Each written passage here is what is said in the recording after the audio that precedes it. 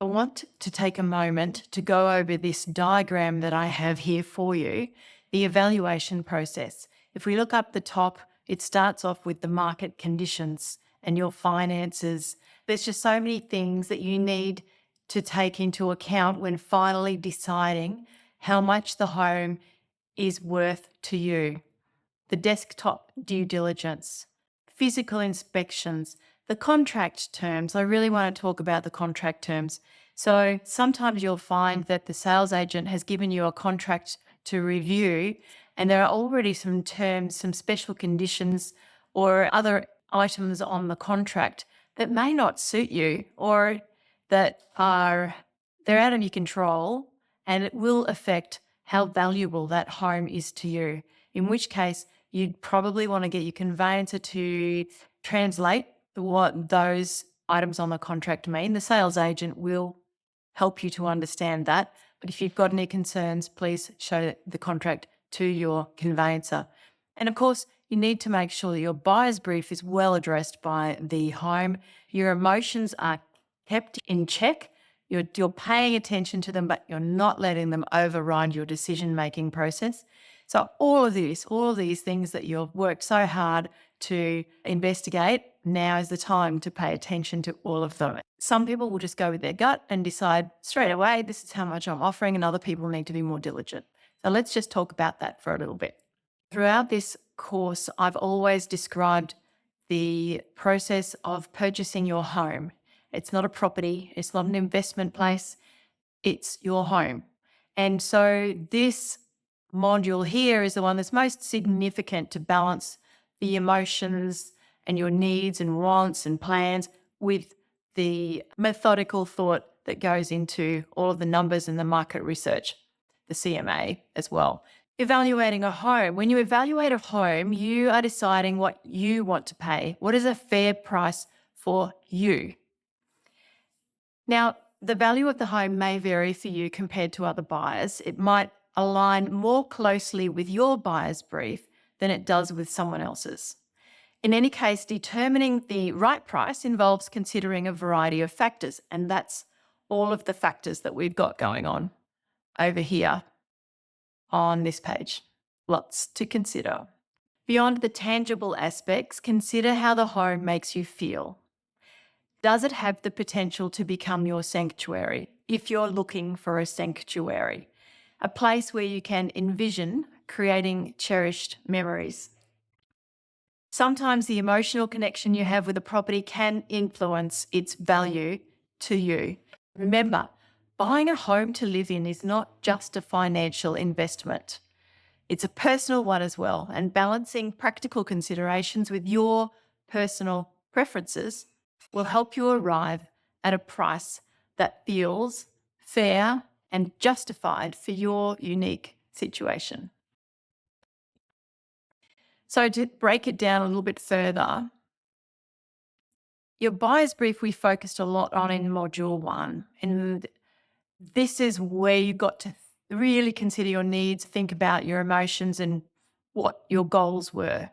In module 1, we also created your buyer's brief based on the budget that you have for the home and a number of other factors. So that information comes into play. And then your research with the market conditions is also important, and your location research. Obviously, you've decided on maybe 2 or 3 different locations or suburbs that you'd like to buy in because you've done a heap of homework and a lot of research. Finally, the property. And this is where you can really begin to see all of the hard work paying off because you've narrowed down your searching and you're not wasting your time looking at properties that don't meet your needs. With regards to the property, you've taken all of the information that I've taught you and put it into practice. You're using the notes and the videos from your physical inspections, your desktop due diligence, the questions and conversations that you've had with the sales agent, your building and pest inspection reports, any searches that you've done to date. This is where you will decide how much you're going to offer for the property. your emotions come into it, the CMA comes into it, and taking all of this into account, you're then going to be armed with some information to potentially commence negotiations. I've put together this step-by-step process that you can follow as a bit of a map to come to a conclusion regarding how much you think a home is worth to you. So here's the key information that you need to assess. First of all, your finances. Confirm your financial readiness with your mortgage broker before you go much further. Make sure that sometimes your pre-approval can lapse. So make sure that your pre-approval is still in effect. Make sure that with your mortgage broker, you've reassessed the deposit amount, the loan amount, and the purchase price, and all of the other financial considerations when you're purchasing a home. There's insurance, and then the conveyancer fees, that building and pest inspection fees. There's all those other fees that go in that are above and beyond your deposit that you've saved. There's your buyer's brief. So you are ensuring that the home matches your buyer's brief. Don't do your buyer's brief in module 1 and then forget about it. Revisit it. Refocus on this is what I'm looking for, and this is why this home meets this buyer's brief. Do the local market analysis and determine if the market's softening, if it's rising. You need to determine that, because that will influence the amount that you decide to offer on the home. Your location research with your suburb reports, location set scouting, the property research, doing your desktop due diligence and your physical due diligence. Contract. So sometimes the contract can have terms in it that will affect how much you're willing to pay for the home. Carefully review the contract with your conveyancer. Depending upon how much time you have, considering any terms in the contract that the seller has put in there, and make sure that they meet up with your buyer's brief. You would have looked at recently sold comparable homes and evaluated how much you think the property's worth. And of course, you can email us at admin@brisbanehomebuyers.com.au, and we will send you that generic CMA that you can then use to adjust your assessment of the value of the property and your emotional considerations. It's okay to be emotionally connected with the home and to want to pay more because you love it. That's okay. It's not an investment property. This is a home. Keep your emotions in check though. Don't go overboard. Consult a trusted friend or your buyer's coach if you need to have somebody as a sounding board. If everything checks out and meets your needs, then it's time to make an offer. Based on your research, determine a realistic price range you're willing to offer. This range should have a low end, which is the lowest acceptable offer to the seller in your mind, and a high end, which is your maximum offer. So you're creating a range. Now, how close to the asking price will you offer initially? You possibly don't have an asking price. You're making a judgment on what you believe the seller is looking for based on the information that you've received from the sales agent and that you've researched with your CMA. So this depends on market conditions, your level of interest, and your negotiation strategy. In a competitive market, a strong initial offer may be necessary. In a buyer's market, you might start lower. This is where the rapport you developed and the questions you asked of the sales agent at the open home help out. In a seller's market, which is what we are in at the moment, you really probably need to put a good, strong offer in. Negotiation room. Perhaps you want to have some room for negotiation. Yes. If so, don't offer your absolute maximum price right away unless you're expressly told to. And by expressly told to, that can be frustrating. We talked about the emotions at the beginning of this module, because they may say, put in your best offer, and then they may call you up later and say, look, we really liked your offer, but the seller's looking for an extra $10,000. It's more than just the money that you offer. It's also the terms and the relationship with the agent that will have the agent calling you back, offering you the opportunity to come back with a counter offer. So identify 3 different offer prices: your fair market value based on your due diligence, the value to you based on your buyer's brief, your current situation and the emotional connection you have to the home. How much is it worth to you? And finally, your walkaway price, the price you absolutely will not go over. You need to determine these amounts before you make the offer.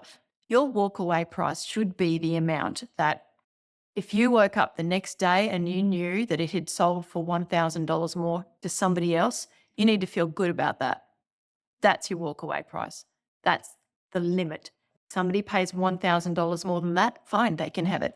That's the limit. It's easy to say don't overpay. It's simple to say don't overpay, but missing out by playing it too safe can be incredibly upsetting.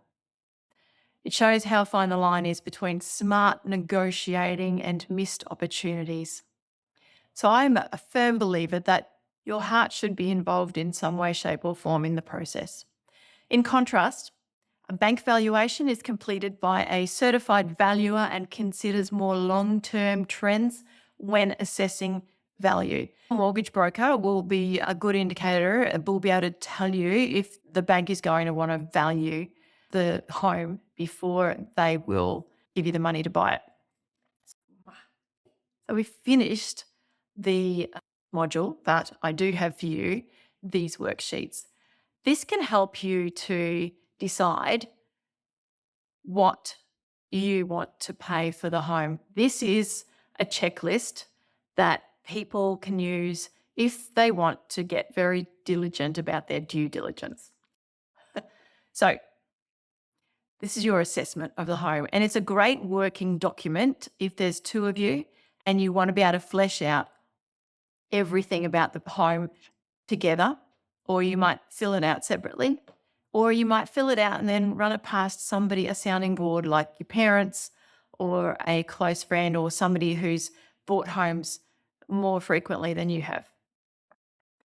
So I'm asking you to have a look at all of these different areas of the home and make an assessment that starts when you do the first open home inspection. After you come back from doing your desktop due diligence and your physical due diligence, a lot of these you will be able to check off because of the videos that you've taken during your walkthrough and because of the research that you've done online. What I'm asking you to do is rate each item 0 for not applicable, 1 for that was poor. So for example, the carport and the garage in the first column, you might say, okay, the carport and the garage was in poor condition. So you would put a 1 there. And then you might say, yes, but the front yard was acceptable. And then you might say, and the front fence and gates were new. They're in very good condition. So you'd put a 3 there. So that's what I'm indicating is that this document will be useful to have those conversations so that you can talk about compromises with anybody else who is going to be living in the home with you. On the next page, my love-hate quadrant. So if you're more of not a methodical checklist type person, you're more of a go by your gut type person, this can help you to explain to someone else what you love about the place and what you hate about the place and ask them to then ask you questions to elaborate. And that can help you to process the information in your mind to finally move to the property evaluation document at the end of this module. And so this worksheet is particularly useful when more than one person is buying. It creates conversation topics and highlights potential compromises. How well does it meet all of your needs, not just the present need, but your future needs? How well has your desktop due diligence shown that this property is either not good or extremely good? And the same with your physical due diligence. So this is like summing everything up in one place. The location of the home. How do you feel about the location? The street, the neighbourhood, suburb, all of that takes into account, and the results of the CMA. So give yourself like a little checklist there. And if you're finding that your information is all on this side, that's great. If it's kind of in the middle and you're not really going to be heartbroken if you miss out on this property. It's just a way of helping you to evaluate. And finally, that's what I have to tell you about evaluating a home. yes, when we look at this document here, we can see that we started off with the planning and the learning about the industry, so much to learn with regards to desktop due diligence and research. Then how to conduct an inspection. I think the most important things about conducting an inspection is first opportunity to meet the sales agent. If this is the first time, you may have met them at other homes that they have for sale. Create not just a relationship with the sales agent, but with also their team. And then you've done all this, you've found a home, you're going, yeah, I want to put an offer in on this home. So that's where we are with evaluation. The next module is going to help you to put that offer together so that it can be the most effective offer that is possible for you to submit to try and buy that home. I'll see you in the next module.